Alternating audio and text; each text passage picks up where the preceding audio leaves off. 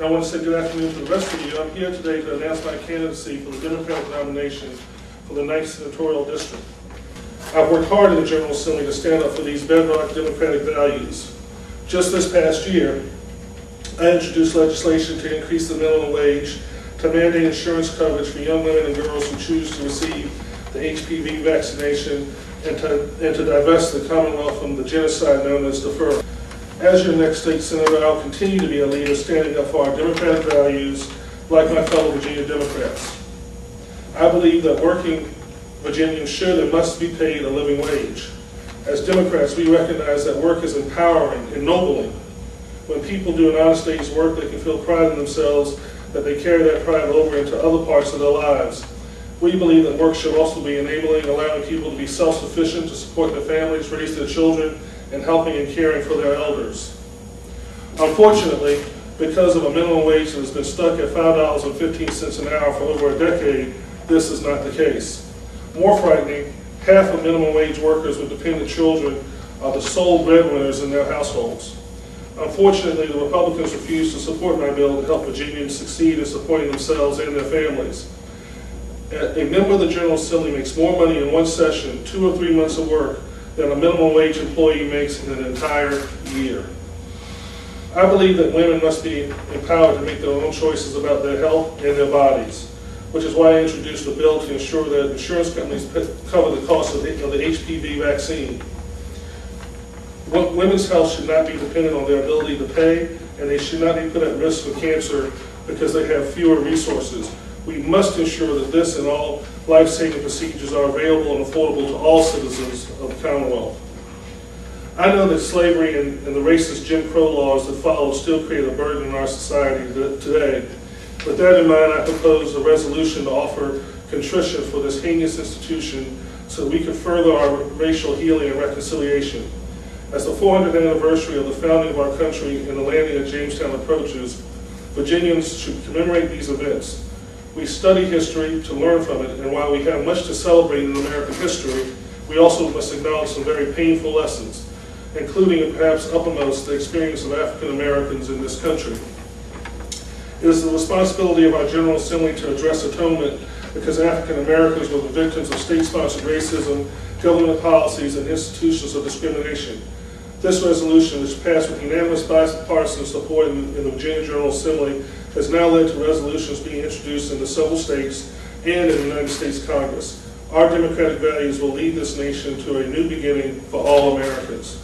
I believe that education is the great equalizer, and that we must ensure affordable and accessible higher education to all those who wish to pursue it.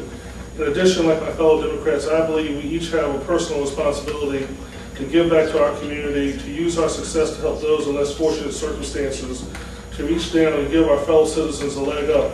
With those principles in mind, for many years, for over a decade as a matter of fact, my law firm has offered scholarships to students in our community so that they too can have an opportunity to meet their goals and achieve their dreams.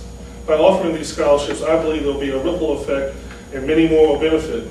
I have also been a strong supporter of community college transfer grants and in providing the much needed resources to our historically black colleges and universities. Without strong leaders upholding these values, we would not have the progress we see in the Commonwealth today. That is why elections are so important to our future. Like my fellow Virginia Democrats, I was so proud in January of 2005 to see our Governor King take the oath of office. With Governor Warner's election 4 years before, Virginians chose democratic principles and democratic values. Governor King's election reinforced the success of our democratic principles, our democratic leadership, and our democratic governing. In 2006, we Democrats look forward to more successful elections and more opportunities to put our principles to work and to help our fellow citizens.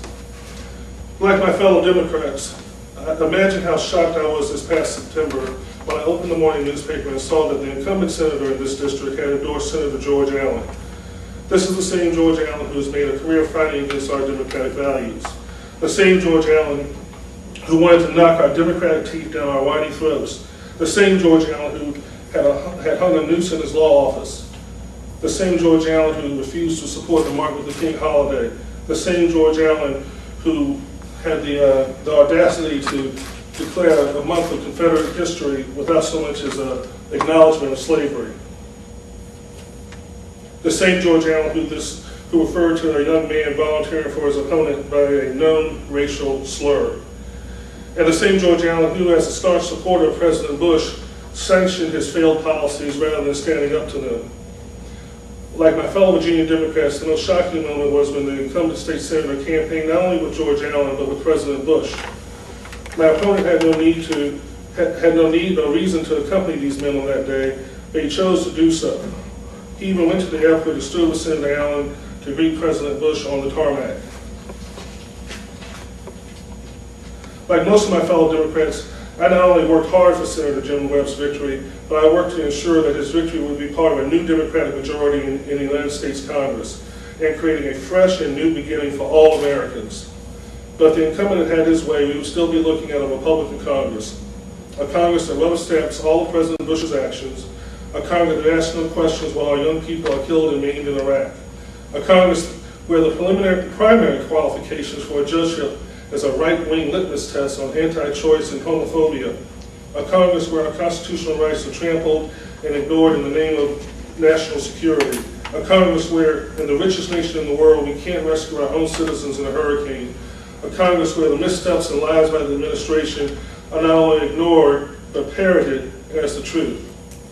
But thanks to the wisdom and hard work of Virginia Democrats and the wisdom of a majority of Virginians, my opponent did not get what he wanted, and we have finally, thank goodness, a Democratic majority in the United States Congress and a fine leader and representative in Senator Jim Webb. But I know of no situation where an elected official endorsed a candidate who was the very antithesis of that candidate's party.